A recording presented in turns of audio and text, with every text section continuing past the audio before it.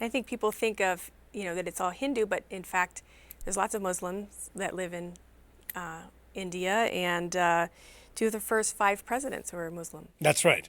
It's a very diverse society. We have, if you speak in terms of percentages, it does seem overwhelmingly Hindu. It's about 81% Hindu. But when you say there are 15 or 16% of the population are Muslim, that's still 160 million people.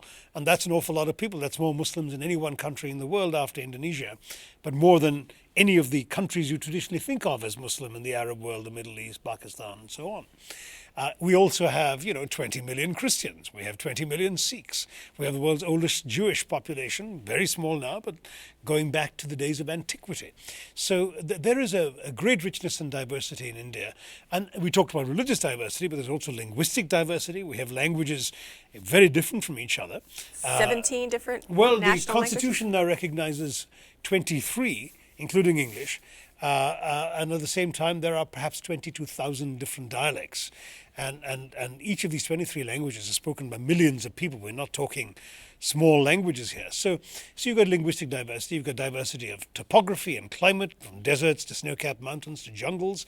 You've got diversity when it comes to cuisines, costumes, customs, everything. But Indians have been able to sustain this diversity thanks to democracy. And that's, I think, been the big strength, that you have a consensus on how to manage without consensus. That, as you say, well, in a democracy, you don't really need to agree all the time.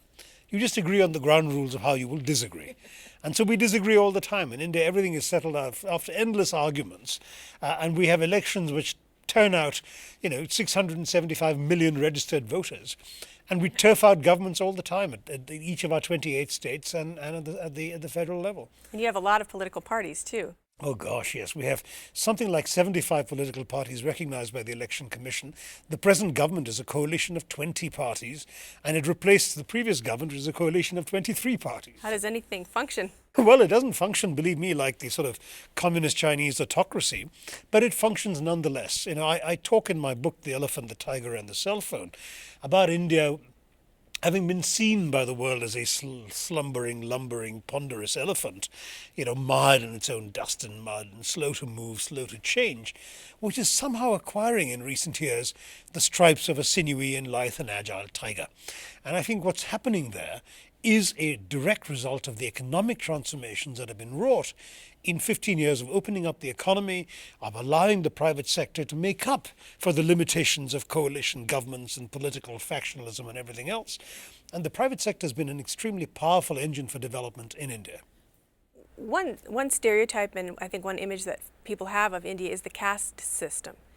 But that has been changing over time. Enormously. And in fact, a former so-called untouchable was president of That's the country. Right. Absolutely.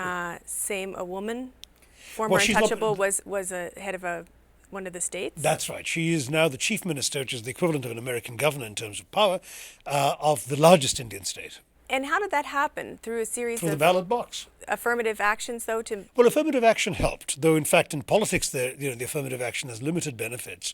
But yes, affirmative action. Our James Madison was a former untouchable, was somebody who came from the untouchable community, was born and brought up in that outcast community, but won scholarships, was given by wealthy Hindu patrons who sent him off to Columbia University in New York to get a PhD and get himself a law degree in England. And he came back and he was the chairman of the drafting committee of the Indian Constitution. And he wrote in the world's oldest and farthest reaching affirmative action program, which mandates not only opportunities but outcomes. In other words, you have reserved quotas for jobs, for university positions, medical colleges, government positions, and even for seats in parliament. 85 seats of the 543 seats in India's national parliament are reserved for people from the so-called outcast communities, the scheduled castes and tribes. So how long has that dismantling of the caste system been going on? That's been going on for 60 years. It still, as an instrument of social discrimination, still holds in some of our more remote villages. Basically, it's discrimination works in places where everyone knows who everybody is and what their father was before them and their grandfather was before them, where they live, what they do.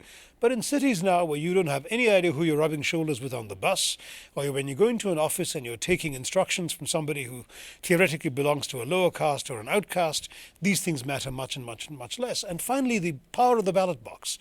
the untouchables, or outcasts, scheduled castes, Dalits as they prefer to call themselves, the oppressed, they represent 180 million voters in a country where votes count. And then you've got the other lower castes who also are important factors. And you found that more and more the strength of the lower castes and the outcasts at the elections is what's determined their political power and political opportunities. Again, democracy bringing about a transformation that in other societies could only have happened with a revolution.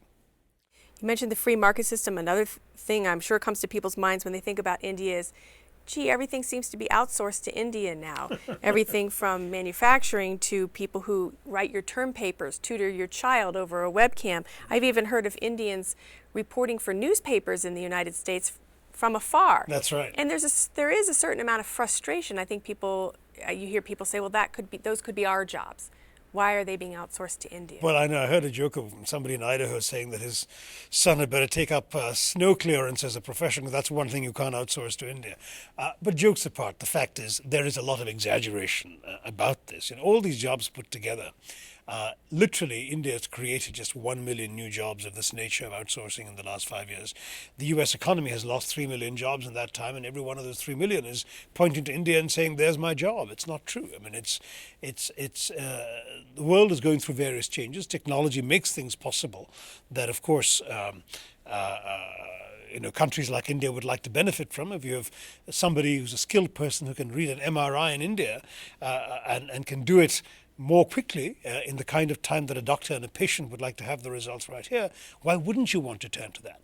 Outsourcing works because it benefits American consumers. The reason that American companies or American patients or American researchers are turning to help in India is because ultimately you benefit here. You've got Indian lawyers are not entitled to practice in the US, who are doing 90% of the work in a legal brief, so that your lawyers here can bill you for fewer hours and just polishing it up and presenting it to the courts.